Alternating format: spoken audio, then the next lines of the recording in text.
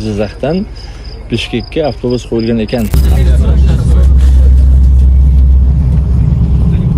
Xo'p, Toshkent Cho'lpon Issiqko'l yo'nalishidagi 365 ming so'mlik avtobus salonidan video. Xulosanani ko'rishdi. Alhamdulillah, Qadrdon Qirg'iziston davlatiga eson o'tib oldik. Qadrdon deyishimga sabab bor. Har holda 4-marta Qirg'izistonga tashrif buyurishim. Hurmatli sayohatchilar, sizlarga o'ta muhim ma'lumot. Men o'zim shaxsan Jizzaxdan Toshkentga kelib, bilet olib Issiqko'lga ketgan bir paytda o'zimizning Jizzaxdan Bishkekka avtobus qo'yilgan ekan. Avtobus bo'lganda ham komfort, spalniy avtobus. Xo'p, narxlari Jizzaxdan Bishkekgacha 400 ming so'm. Xuddi Toshkentdagi kabi sananing juft kunlari Jizzaxdan Bishkekka yuradi. Sananing tog' kunlari esa Bishkekdan Jizzaxga yuradi.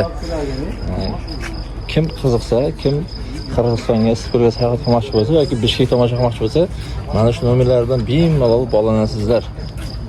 Barchaga rahmat. Sayohatimiz davom etadi.